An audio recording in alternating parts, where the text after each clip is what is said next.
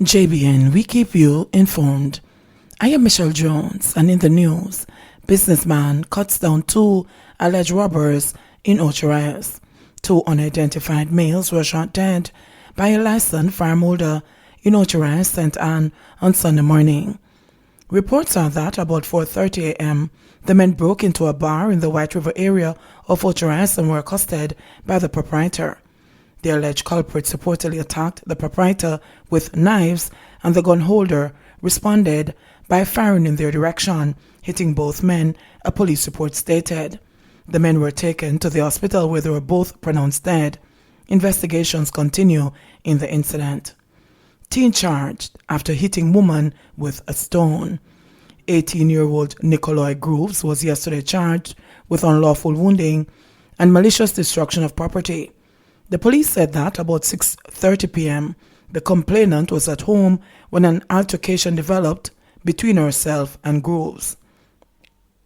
Grooves allegedly used a stone to hit her in the face before damaging the front door of the complainant's dwelling. The complainant was transported to hospital where she was treated and released. Grooves was later arrested. Cars recovered while being scrapped in St. Catherine. North Police have recovered two stolen motor vehicles while they were being scrapped in bushes along the Slagerville Main Road in St. Catherine on Wednesday, October 21. According to detectives, the vehicles, BMW and Toyota Axia motor cars, were reportedly stolen in other parishes.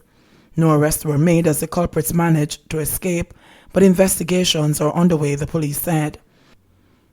Commanding officer for the St. Catherine North Division, Senior Superintendent Bill Rigobis, said the incident was an indication of the level of organization of those involved. We will continue to step up our policing activities in the area, especially as we head into the Christmas season, he said. He pledged that the St. Catherine North Police will do all they can to ensure residents can live in safety and without fear, and urge residents who may have information to come forward. Call us at 876-984-2305 or call Crime Stop at 311, he said. Criminal enabled by court ruling. Sister Brown got off with a slap on the wrist 3 years ago after was convicted for sexual assault involving a 5-year-old child.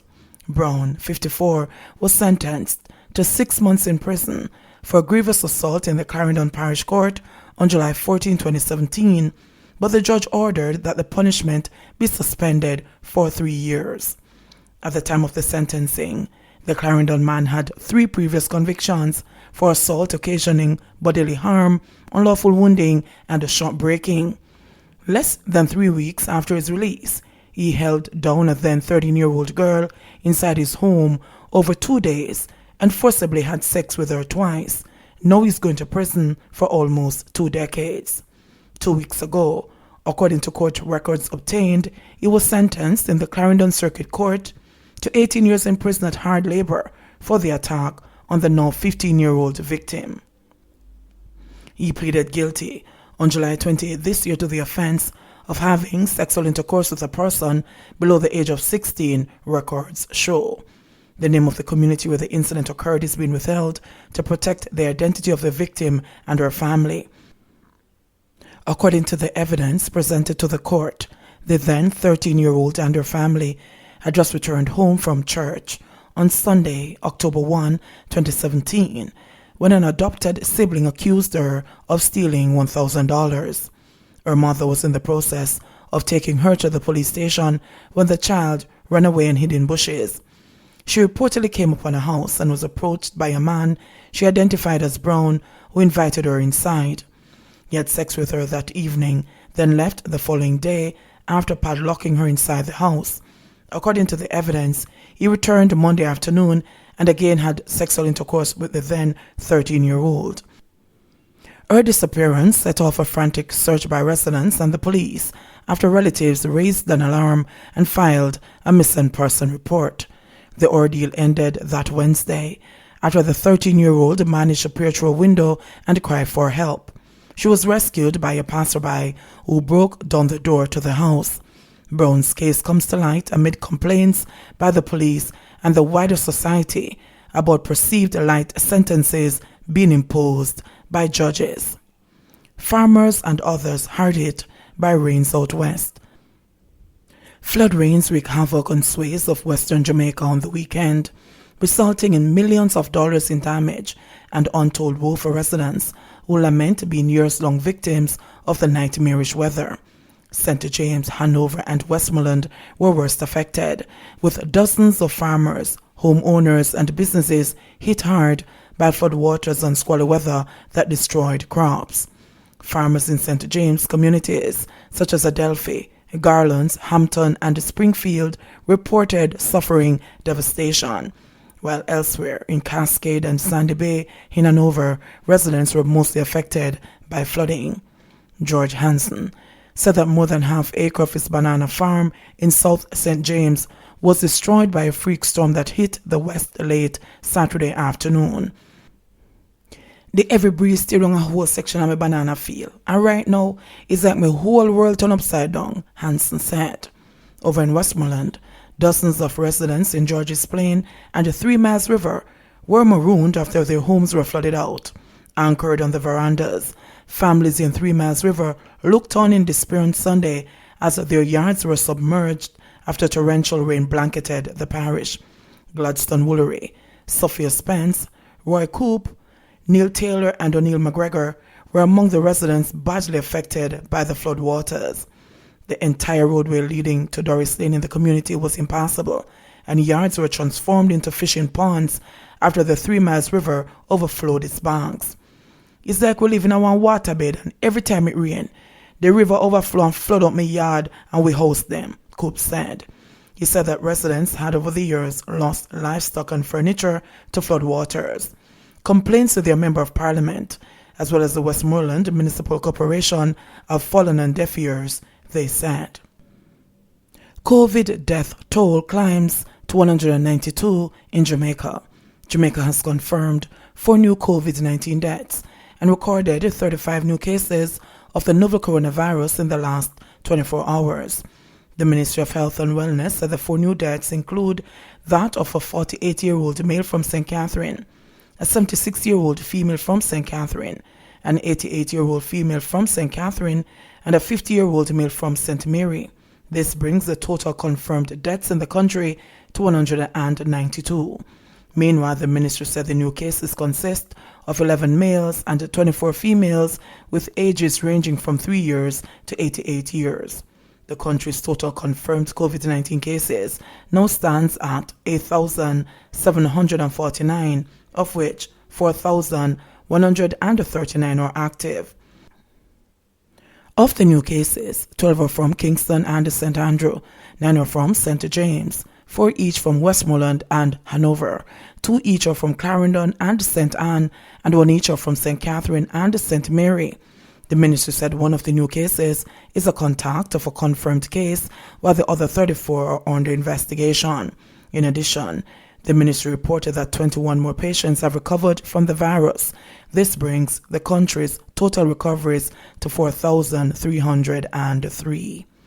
High repair bill expected as a result of heavy rains. The heavy rains of the last weekend have wreaked havoc across the island, with a number of communities flooded and roads damaged. The government is now bracing for a hefty repair bill. Residents of some flooded communities have relocated. A number of roads have been scoured by flood rains, while others are blocked by landslides and debris. Local government minister Desmond McKenzie said that the damage is significant. He said Cabinet will discuss the situation today and that teams will begin the daunting task of assessing the damage. St. James man charged with shooting at relatives. A man has been charged with assault and several breaches of the Firearms Act after he allegedly fired shots at his relatives during a dispute in St. James on Monday, October 12. Charged is 40-year-old Ricardo Bulgin, otherwise called 20 Bar, of Orange District in Adelphi. Reports are that Bulgin and his relatives had an argument, and he pulled a firearm and fired shots at them. The relatives were not hurt, the police said. The incident happened around 5:15 p.m. The police said Bulgin was later arrested and charged with illegal possession of firearm, shooting with intent at assault and common law. A court date is to be finalized, the police said. Brand new beginning for Green Pond Primary and Infant School. Principal Venessa Popkin-Addison was elated as she looked at the newly renovated infant division at the Green Pond Primary and Infant School in St. James. On Thursday, October 15, the Ministry of Education, Youth and Information, the Early Childhood Commission (ECC), and the Digicel Foundation officially presented the building to Popkin-Addison and her team.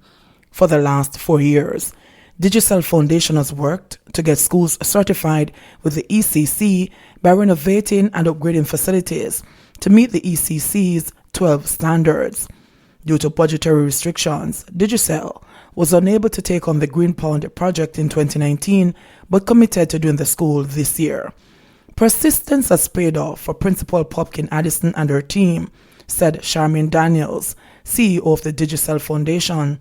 This school exemplifies what it means to work together as a community, and together with the ECC, we are creating a world where no child gets left behind and every child has access to quality education. Reverend Wayne Smith, who was the chairperson when the Digicel Foundation first looked at the school, was pleased. We have so many private schools in Montego Bay that are doing well. We wanted Green Pond Primary and Infant School as a government school to offer the same kind of environment, services, and education, said Smith. It is really heartwarming. Our dream has become a reality. Among the renovations done to the school were the re-roofing of the facility, repainting the entire school, adding murals, landscaping around the front of the school, adding a new playground with safety fencing, repaving the driveway, upgrading the kitchen, tiling classrooms, and renovating the bathrooms to accommodate wheelchairs.